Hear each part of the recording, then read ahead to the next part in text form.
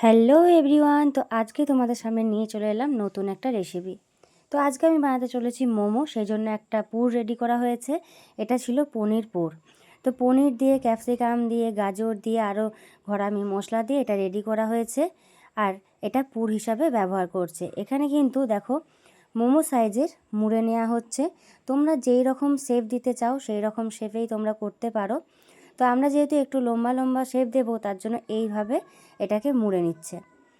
তো বন্ধুরা, আমরা যদি দোকানের খাবার খেতে এতটাই পছন্দ করি, তো তার বদলে যদি ঘরে বানানো যায় সেটা কিন্তু আরও টেস্টি হয়।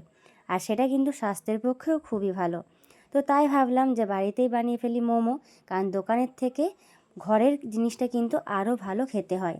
তো এখানে আমি যেমনভাবে আটা মাখি সেইভাবেই মেখে নিয়েছিলাম। তো তারপরে গোল গোল করে বেলার পরে এই যে এখানে রেডি হয়ে গেছে।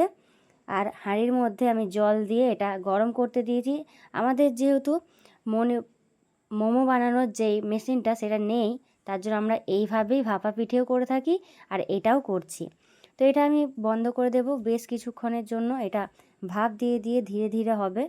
দেখো 20 মিনিট পর কিন্তু এটা রেডি হয়ে গেছে। তো এইভাবে কিন্তু আমরা পিঠেও বানাই। আর মোমো কিন্তু এক ধরনের ভাপা পিঠা। তো তাই তো তো এইটা কিন্তু অসাধারণ খেতে হয়। যা আমাদের হয়ে গেছে আর আমরা একে একে এটাকে নামিয়ে নিচ্ছি।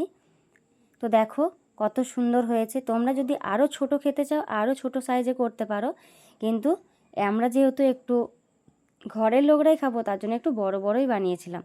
তো এখানে দেখো আমি একটা ভেঙে দেখাচ্ছি যে ভিতরটা কত সুন্দর হয়েছে। জাস্ট এটা গরম ছিল। তো একবার দেখো জিনিসের ভিতরটা দেখো। এটা ছিল পনির মোমো। আর এটা খেতে কিন্তু অসাধারণ হয়। আর গরম গরম শীতের রাতে যদি এই ধরনের পনির মোমো বা যে কোনো মোমোই পাওয়া যায়, সেটা যদি ঘরের তৈরি হয় তাহলে কিন্তু টেস্টটা আরও বেড়ে যায়। তো বন্ধুরা, আমাদের তো মোমো খাওয়া হয়ে গেল। আরও অনেক মোমো বানাবো ধীরে ধীরে। তো তারপর আমি কিছুটা মশলা ভেজ মোমো বানিয়ে নিলাম।